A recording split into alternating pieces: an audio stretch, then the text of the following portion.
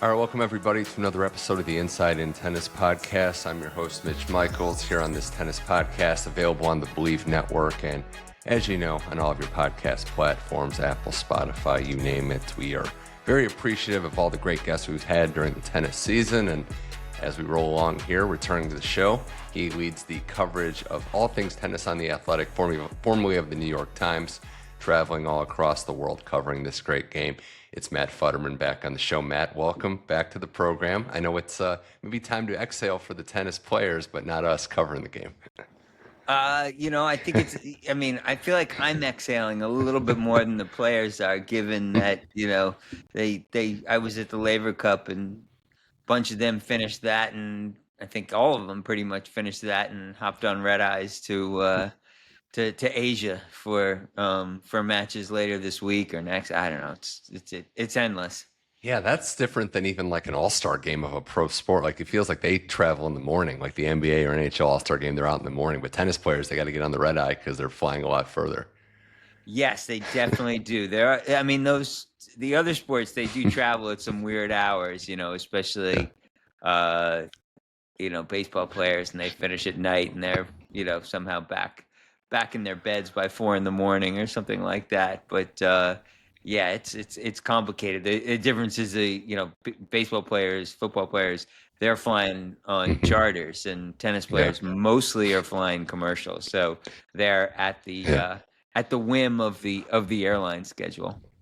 Well, you were at the Laver Cup, and there's some stuff I want to get into that with you, Matt. But one of the things that strikes me about this event, there's a lot of debating over where it stands. We see that they care more than an exhibition, head-to-head rankings. Like they're going to take the head-to-head results and put it on the official match play, which is something people are discussing and debating. But when you're there and you're covering the Laver Cup, is there elements of this being like a first class, like prestigious event with how the very best players for Team Europe and Team World are treated? The environment, does it scream like a first class, first rate sporting event? The treatment is, it's up there with the top of the top. And I would just say that because there's so many fewer of them to take care of. So, these players, they get treated really well at Wimbledon, the Australian Open, Indian Wells, places like that. But there's still like hundreds of them to deal with. At the Laver Cup, there's only 14 of them to handle. So they can, they all have beautiful hotel rooms and car services, and the facilities are top notch. They're in the Chase Center, which is the Golden State Warriors arena, which is one of the newer arenas in the country, built by some very wealthy people who built their fortunes in Silicon Valley, who do not spare expenses. And so I think the facilities were just outrageous that they were dealing with. And so in that sense, the treatment is the top of the top. In terms of, how they treat it, I was pretty skeptical up until this was my first Laver Cup, actually. But, usually after the US Open, I'm sort of like not getting on a plane for a little bit. But we decided to go this year. And, I was pretty skeptical early on. They were sort of goofing around the day before. Yannick Noah barely watches tennis, and he told me.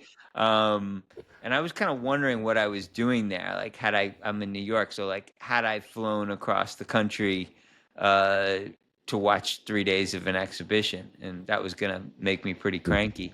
But like, as soon as the action started, it was like something clicked, and all I could think of was just how competitive these guys are.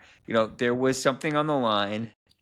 They were in a team environment, and all of a sudden they like really wanted to win. And that just sort of takes over. And look, they're being paid to be enthusiastic and create an atmosphere and do all those things, and they get it. And kudos for them for not just showing up and picking up a check, which they absolutely did not do. And I think that energy really feeds through the building into the crowd, and certainly it fed my energy. And all you had to do was listen to the stream of the changeovers and the mic'd up coaches, which is just great. I want to see that everywhere in tennis. I want the coaches on the court. I want them mic'd up. Like, it just makes the sport so much better.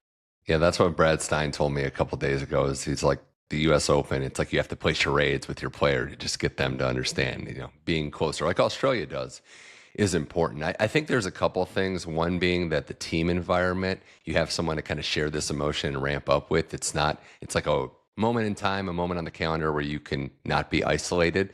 And the events too, Matt. I mean, all these tournaments are going the way the world is. Extended Masters, long drawn out events. This was 3 days, so it wasn't a huge burden. And you even saw that and you see it from the off the court stuff. There wasn't this dread, there wasn't this lack of energy. It feels like it was such a short window that the players felt more enthusiastic. Yeah, who knew a tennis event could happen in 3 days, right? Like, yeah. I mean, it's just, I mean, there were so many things I took away from this as fitting under the category. And like, I know I sound like I've drank Roger Federer and Tony Gottsik's Kool-Aid, but they just made like so many smart decisions. 3 days, genius, like start to finish, really quick. Even the format, I completely fell in love with best of 3 with a match tiebreak. Yeah, because and the scoring, right? Like you're still alive on the Sunday, even day one doesn't wreck the entire event. I thought I was gonna hate that. I've been to the Ryder Cup, and it mostly works. At the same time, I was pretty relieved for it because Ryder Cups can become wipeouts on the last day. There's no way like one team's gonna, for the most part, is gonna win. An overwhelming majority of those 1-point matches. So yeah, and but this worked out really well because you had that last match. Nobody wanted to let Alcaraz back on the court if they were on Team World. Yeah. And he played out of his mind that day. And so it was really tense, even though it didn't look like a lopsided score at that point, but it looked lopsided in the end, 15-9, but it wasn't at all. No. It was in doubt until the last ball. We almost got that deciding doubles tie if it would have been 12-12, but Taylor Fritz put an end to that. And even the lighting too, I thought was good. The ambiance of the event looks good on TV. Well, Matt, I mean, the other side of this, and you wrote a nice profile on Carlos Alcaraz as he, goes to Silicon Valley, and he is really the superstar of the men's game right now. Not just because he took the number 1 ranking away, winning the U.S. Open over Jannik Sinner, but how he plays and how he presents himself, very first class, but very exciting, even with the media stuff going to Alcatraz, which was the crossover we all needed. But, he's a real superstar at this point. And as we know from sports stars, and as you know from sports stars in the past, it's not necessarily, it definitely isn't all about what you do on the court, on your field, on your craft, but how you present yourself off the court. And he certainly has it. Yeah, the biggest change I would say in him, I mean, off the court, is he seems to be wearing the burdens of fame and the life that he leads, which, is a lot of travel and a lot of flights, a lot of money, yes, but, time is the priceless commodity, and he doesn't have a lot of it. And he just seems to be wearing the burden of that a lot easier than he did a year ago, especially at this time of year. The wrinkle in that obviously is the Olympics. And, that was a much different, that created all kinds of complications last summer and all sorts of exhaustion on the part of many players. So we didn't have to deal with that this year. But still, long U.S. Open, long French, long Wimbledon, long summer, and he still seems to have some energy. We'll see how he does, through Asia, and if he's out of gas by the time he gets to, the Six Kings Slam or whatever they're calling it these days. A lot of money in Saudi Arabia is what I call it. So we'll see what happens there, and obviously the tour finals after that. But he seems to be he looked fresh. He didn't look worn down. That part's really good. Even his ability to grow hair really fast and just change the hair color is pretty crazy to keep up with. But yeah, already accomplished so much at his young age of 22.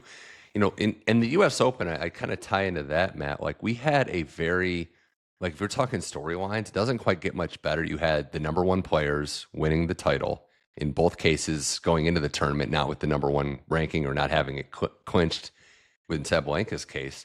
You had an American make the final in Anisimova. You had Alcaraz Sinner, obviously, and you had this mixed doubles spectacle that ended up being a home run by a lot of accounts. So looking back at the U.S. Open, it's had a couple weeks. We've had some time to breathe, but the storylines and how it went down couldn't get much more better if you planned it out. Yeah, it was a spectacle. I mean, I guess my only question was, it ended in a good spot, but it was complicated getting there on the men's side, or it lacked for complication getting there on the men's side. And, it all felt like foreplay to me. We knew what the final was going to be and you kind of understood how the results would go. Yeah, there was just so little doubt. And, that's a long 14 days to get to day 15. Yeah, there was a little dicey when Sinner was playing Shapovalov. What was he down 3-0 in the third set? Felix gave him a little bit of a match in the semi. Yeah, a little bit. But still, I don't. And he was a little bit under the weather. But or it didn't feel like there was any sort of mystery to it. And I can't believe I'm already complaining about too much Sinner and Alcaraz. But I think 3 times in a row is a lot in a summer, Right. and especially if there isn't that much mystery going into it.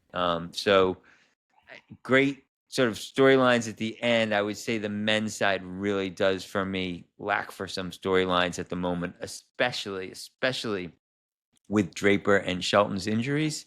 Yes. And Arthur Feast, if you want to go back further. I mean, these were the guys who you looked at and you thought, okay, like Sinner and Alcaraz have this, but looks like there's some people who at least can start nipping at their heels a little bit. And it seems like those guys have sort of fallen away at this point, and it's up in the air exactly when they'll be fit enough to do it again. Yeah, that you hit the nail on the head with those two players. They would be the ones that I would have said most likely to challenge, maybe not likely to beat them yet, but are close. And yeah, Draper was snake bitten, couldn't even play a second round match. Shelton had the unfortunate injury against Mannarino, so it was just tough. It's tough when the real contenders or the disruptors are taken out. But yeah, the women's side was a little bit better off because you had the story not just of Anisimova, but Osaka making a run there, Pegula finding her form in the nick of time. The Anisimova redemption arc, though, for me, I mean, Sabalenka had to go through the gauntlet to win the title, and she did.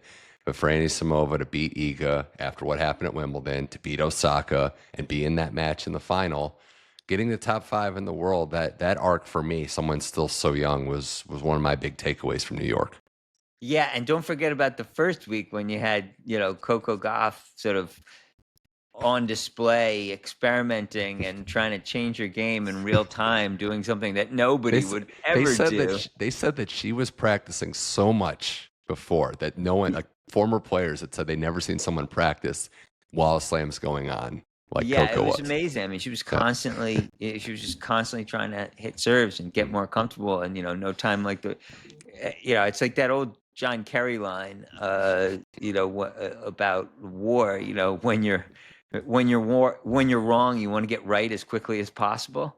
And that's sort of where she was. And so there was that story. There was the, disturbing but ultimately very, very inspiring Taylor Townsend run, which was just incredible. Match of the tournament, I would say, her and Krejcikova. So there was all that, and then it led into the second week where you got Osaka and you got Anisimova and some incredible matches, and it worked out all right. I think it worked out right. I think it was good that there were night women's matches. Yes, certainly. That's it. Yeah, it was pretty it was a pretty entertaining Yeah. semifinals night now, wasn't Yeah, it? Yeah. who would have imagined that? Just the incredible women's matches at night. I do think too the mixed doubles thing. It was good, and I'm not going to say that it's perfect. Nothing in tennis or sports really is, but at the very least, you have something to work with, and I think that's the good thing. And the story, talk about storylines of the doubles team winning it, like defending doubles, was a nice little cherry on top.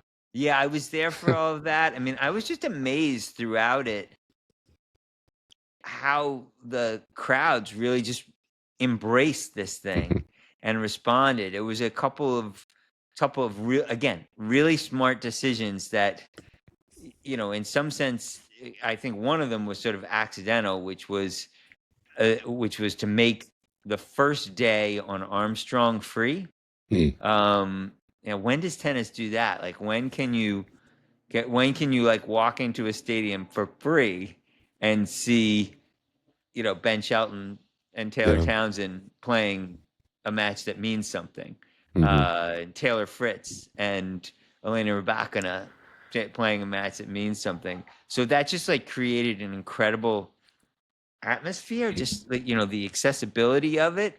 And Yeah. that just sort of rolled into the second day, which was, I couldn't believe I showed up for a mixed doubles event and there was 24,000 people in the stands. It was incredible. So it was really embraced. That added a lot. The players, really sort of got into it and took it seriously and wanted to win. It makes for a long U.S. Open, but yeah, there is just a tremendous amount to work with. Certainly want to see where this goes because I'm intrigued and wasn't sure my reaction to it, but thought it was very well done. And you mentioned this too in one of the columns you wrote for The Athletic. You've covered it where U.S. Open, we always kind of revisit this theory going on about whether or not we need tennis or it should be rowdier. And it's always a point of contention because, spoiler alert, players don't agree. Some like it rowdier, some don't. But for me, and I don't know where you stand, Matt, in covering this, I think there are limits and, there's a line that we shouldn't and fans shouldn't cross, but it's nice to have some variety. So I, for one, as a fan, like the relatively rarer events where it's a little rowdier. Oh, I love the rowdiness. Yeah. I think anytime tennis is acting too precious, it's in a bad spot.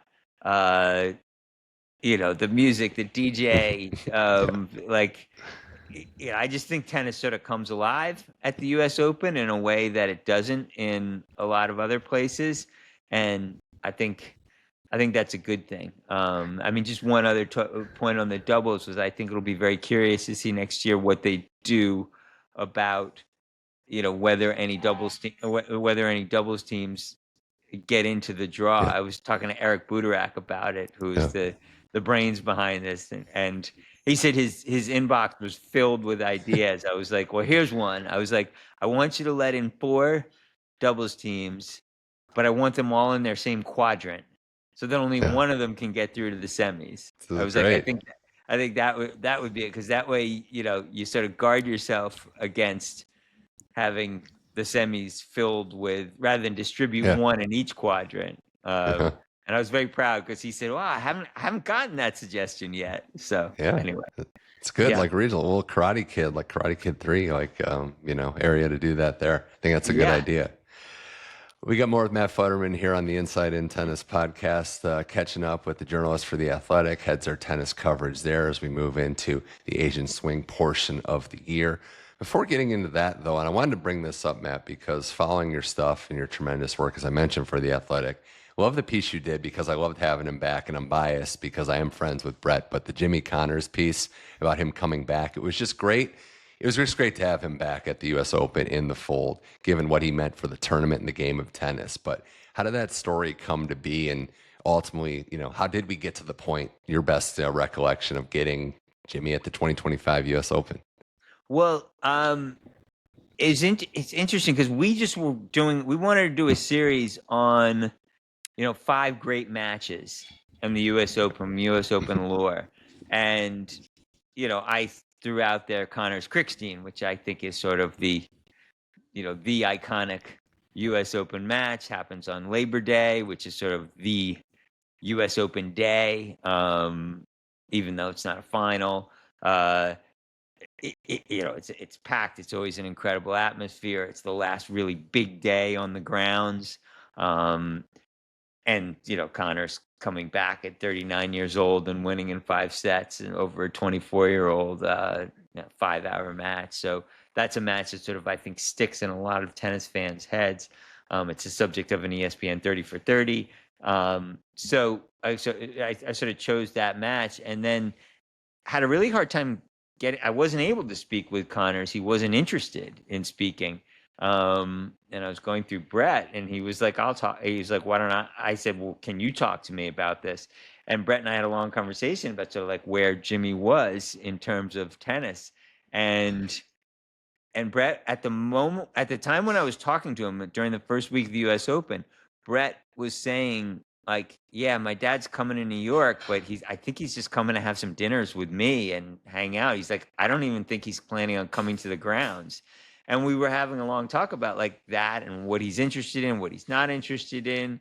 And, I think there was, that a lot of people read that story. A lot of people in tennis read that story, and I know Brett read the story. I haven't asked him whether like that story had anything to do with Jimmy choosing to come around during the last weekend, because as far as I know, he was not planning. As far as Brett told me, like 6-8 days before, he was not planning on coming to the grounds. Like I think his flight was supposed to leave during the morning of the men's final, and Brett was sort of like, "You're not going to stay around for Sinner and Alcaraz?" He's like, "What's wrong with you?" So, anyway, that was it, and I think it's Jimmy has an interesting relationship with tennis. Yeah, it certainly does. It was selfishly for me watching, it was just cool, the behind the scenes stuff. A lot of it Brett shot, like interacting with Alcaraz, interacting with Sinner, and then I loved when they showed him in the Alcaraz Djokovic match. He was getting into it. Like it wasn't like not a passenger, like he's really up for it. And that's just, who he was. And there's a bigger discussion, Matt, and this, like there's no one way to retire or withdraw from the sport, right? You even heard Roger Federer say that, right? Like he heard Rafa hasn't played tennis since November. Like he can just walk away. Pete Sampras goes into, reclusion. That's okay. It's like we forget, and we're spoiled, but we forget that these players don't owe us anything in retirement. They don't, no. And I mean, it's interesting because a lot of these tournaments, especially in America, they really are sort of the Star Wars bar of the sport. You just you walk around, especially in like the media areas, and it's like, oh, there's Stan Smith and Chrissy and Pam, and everybody's there, and they're doing a mixture of media. They're doing corporate appearances, and God bless them, because everybody should want to make a living as long as they want to.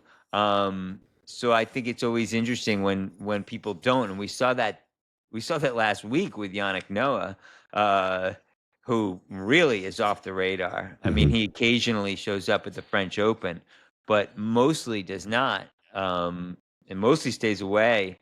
And like I said, does not really even watch the sport. Didn't know half the players on his team. I think that was probably a really bad idea, for Team Europe. And I think I'm hopeful that his competitive juices will get fired up. But so I think it is interesting to see how there are different players with different approaches. Andre Agassi was pretty much gone for 15 years. Now his life and his goals have shifted a little bit, and he wants to be involved. Yeah, we know these players, past and present, are wired differently. Noah's a great example. When he was Davis Cup, previous and Fed Cup captain, he got into it. He was very animated and, maybe tuning back into tennis, which we selfishly just love to have these legends and players around. And mentioning, Matt, players that are wired differently, were you shocked to, and I guess we kind of knew this a little bit about Jannik Sinner, but the piece you wrote about, regardless of win or loss, like he just went back home, he withdrew, he spent some time with his family. How special of a quality that is to handle success and failure, the agony of defeat at Roland Garros, but the triumph of Wimbledon, to be able to handle that as Sinner did in the exact same way. I think what was interesting to me about that is that I think a lot of players would say that they do that, and I wouldn't necessarily believe them if they told me that. But the fact that Sinner actually did the exact same thing, I think sort of backs him up that he really maybe does treat success and failure in the same way, or is able to. He experiences the sadness, no question about it. But at the same time, he really, he sort of seems to have a level-headedness about him.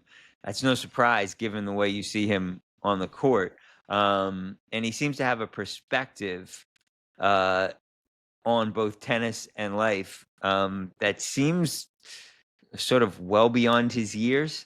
I don't know if some players ever acquire it, but he really does. It really does seem to have this thing. I mean, one thing I talked about with him when I was with him in Cincinnati was how, his big goal was to stop taking his parents' money, and sort of like once he got to the top 100 and he was able to do that, that sort of like set him at ease, and he stopped losing his temper on the court. He's like, because a lot of his tension went away, because his parents are really hardworking. His father's a chef. His mother was a waitress for many years. And, he knew how hard they work and that they didn't have much extra money and that he was taking up some of it. So I think he has a lot of perspective. That's a great story, and the professionalism does shine through. It's similar to Djokovic in a lot of ways, right? Like Djokovic has always been open about the pressures that he felt to provide and to succeed in the early stages. But yeah, there's something freeing about when you get to that point. And yeah, I look at Sinner and I look at the Alcaraz rivalry. And I think Alcaraz had that comment earlier this week where he's not happy. Like the interviewer in Beijing or in Tokyo was like, "Oh, you're not in Sinner's tournament. That's kind of nice." He's like, "No, I actually would rather we kept playing. It brings out the best." And you can say that when you maybe have the hammer, but there's a genuineness to that, Matt. Like these guys just love testing themselves against their counterpart.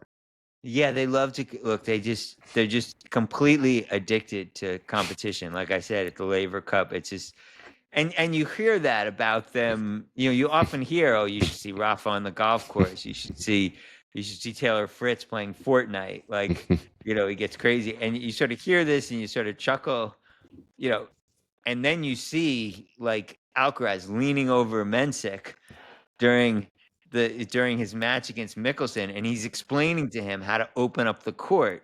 And I mean, it's just sort of fascinating to see that, and like what gets him off that couch. It's just he sees it. He's on a team, and it's just it's just sort of like rote behavior. It's just they're just completely wired differently than me. I think, certainly in sports. Yeah, Fritz said that to me once. He's like, he was really serious. He wasn't joking. He's like, "There's no athlete in the world that's better at video games than me." He's like, "I can beat them all," and he was proud of it. He's like, there's no way if you combine it all, it's like a decathlon." So right. Yeah. It's very fun. Although I guess maybe we should, I don't know, maybe we should set up something with Medvedev and let all the gamers watch it and watch him and Fritz go at it. Yeah, it's good to know too, and it really does, like the competition side. That's why these events like the Laver Cup. I just think, and we're getting into the Asian swing now, which are still storylines I want to touch on, but I like freshness and anything you can do, even if it's just a 3-day event, to provide some life, to break it up a little bit, to break up the monotony. I think is a good thing. No, that's absolutely sort of where I am at this point, and why I think I found the Laver Cup so refreshing is, I wasn't there for like single elimination, life and death, 10 days, 12 days, whatever it is. And then all getting to one, you just didn't have to wait for it. And like I said, it's the same thing with the 2 sets in the match tiebreak. It all like went together. The tension is there the entire time. In a best of 3 set match, after that second set, like, I'm sorry, there's a lull. There's like a 20-25 minute lull before this thing gets serious again.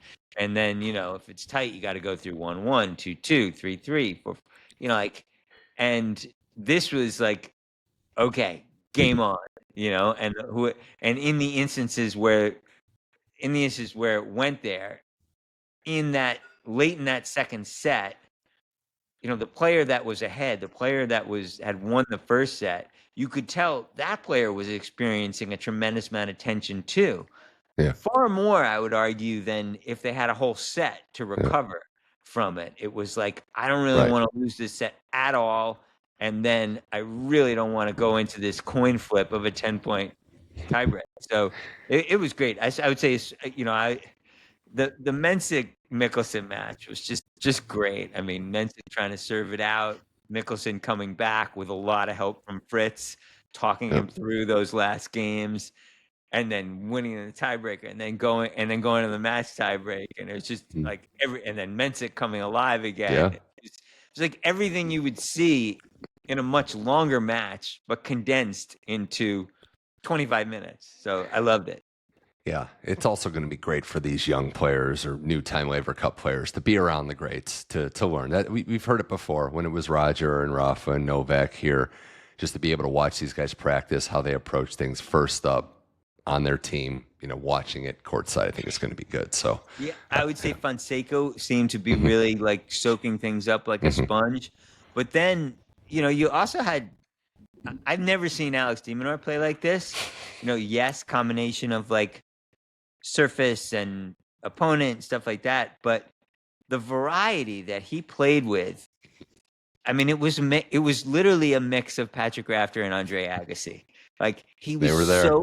He was right. Like I don't think that's a coincidence. Yeah. They're like in his ear, giving him ideas, giving him suggestions, and he's doing it, and they're working. So like he's gonna keep doing it, and I mean keep doing it in that weekend. I don't know if he'll keep doing it when they're not in his ear like that. But so who knows? Maybe someone like him can learn things. I think Fritz was returning about as well as he ever had. Again, that's somewhat probably related to the slow indoor surface. But still, I mean, you saw it there. He was so much more aggressive particularly I would say the backhand to backhand rallies. Really sort of taking the first opportunity. Just sort of learning things and thinking differently in a new environment.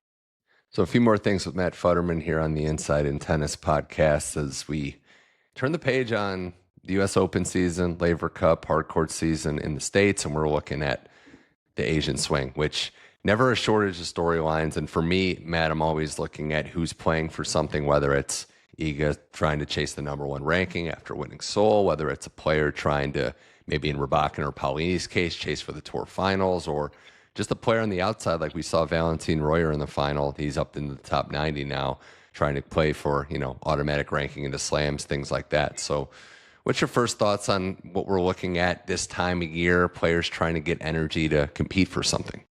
I think, first of all, it's like players who had a kind of rough start of the year and want to have a good second and really want to sort of, what swimmers say, swim through the wall, run through the tape, same idea.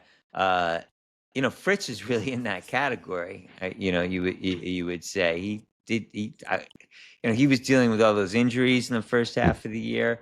And so I think he really wants to come up strong. He loves the conditions in Turin. So there's no question he wants to go in there playing strong. Again, best of three. I think he feels like that's a format that he can hang with the best players in. So there's someone like him. At the same time, there's other players like, I know de Minaur desperately wants to make it to Turin. It's a huge goal for him. Shelton did. We'll see what his shoulder holds. If his shoulder is able to take it, I know that's the immediate timeline he's thinking about. I don't know if he's going to get there, but he did. I'm very curious about Casper Ruud, who also had some disappointing results, won Madrid, and I'm sort of curious of where he's going to end up. I don't think he wants. He would love to end up with a single digit next to his name. I don't know if he'll be able to, given the services he's playing on over this next month. But, so people like that, you're sort of keeping an eye on. And look, what is Coco going to look like over this next month? Right. Like, isn't that interesting? She's deciding to play through working on basically revamping a cornerstone of any tennis player's game, their serve. So fascinating decision, and I'm with you. I'm more intrigued than anything. Yeah, I mean, to her point, I mean, she says she always treats the last 2 months after the U.S. Open pointing towards Australia. Like, it's all, and for her, she's never really cared about results at this time of year, she says. And I think this time that's more true than ever. But it was true last year too, when she, when she changed her grip and really started to go much more aggressive on the forehand.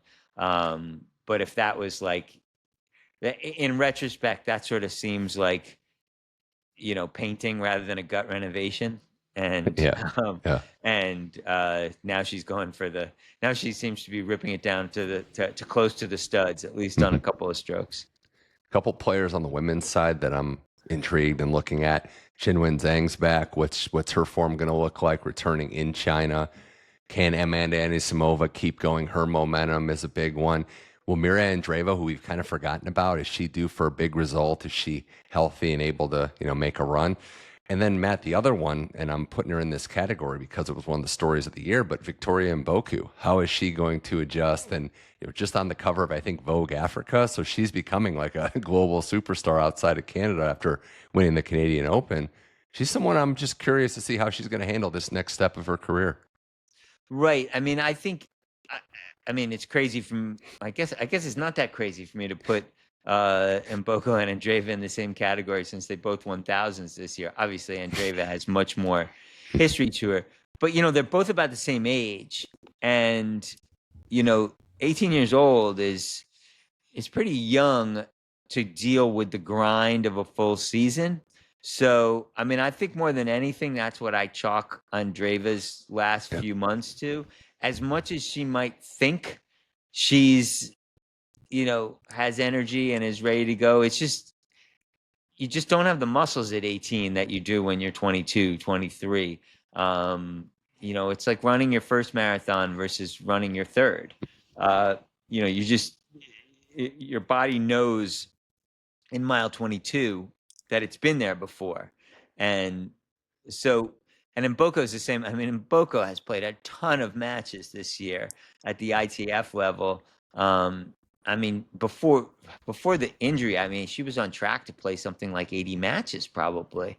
So she slowed down a bit, but and thankfully she slowed down a bit. She should slow down a bit because there's really no rush with two players like that. In terms of Anisimova, like, yes, I think it would be great for her to finish strong, hard courts, fast surfaces. She's got a lot of opportunities to put herself into a good position there. I think it's mostly a matter of sort of emotionally, like, where she is. Is she just sort of like, what's left in the tank at this point? And look, on both sides, you have sort of races for number one. Yeah. With Sinner and Alcaraz and Sabalenka and Swiatek. So depending on, and I think that's important for both of them. I think it really is. I think it's great. Yeah, we'll have to take I think I speak for the rest of the most of the audience listening that we'll take your word on the marathon analogy, first, third. So I'll have to just take your word for that one. But it's very exciting. I look at these young players, Andreeva and Mboko, and they're still raw, which is impressive what they've accomplished, that there's still so much room to grow and mature, mentally as well. Like, it just comes with time. And the women's game, it had 4 slam champions, which we've seen in the past, but this year feel a little different. These were 4 premier players in Madison Keys, who we'll see, had her big breakthrough, but then it was Coco, it was Iga, it was Sabalenka. So I especially the women's game, it's in a very good place right now. Yeah, good place, except if you're a female player and you got to make it through a draw. You got to make it through a draw. And there's these draws that are just absolutely stacked. Like some of these like 500s. It's just, I think it was DC. There weren't a lot of men there, but like the DC draw was just, it was so full. So it's there's no there's no free rides there. And I think if you speak to any of the sort of legends from yesteryear about this, they say, that's the biggest difference is they used to be able to sail through the first weeks of tournaments, winning 6-1, 6-2 over most players. And just the depth now is really pretty outrageous.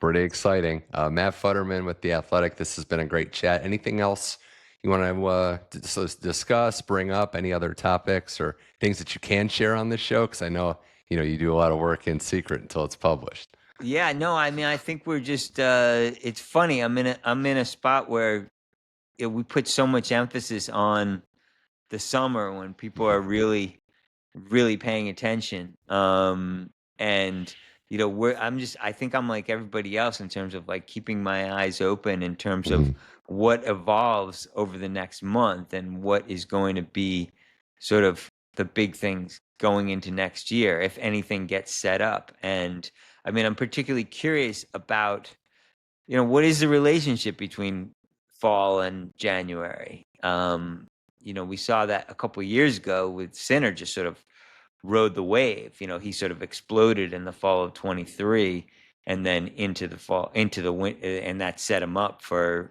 everything in January 24. But it is also a long time. You can read too much into it. So that's I think the biggest thing. And obviously the big thing is, what is going to happen behind the scenes with the politics and the governance of this sport. There's a big lawsuit going on.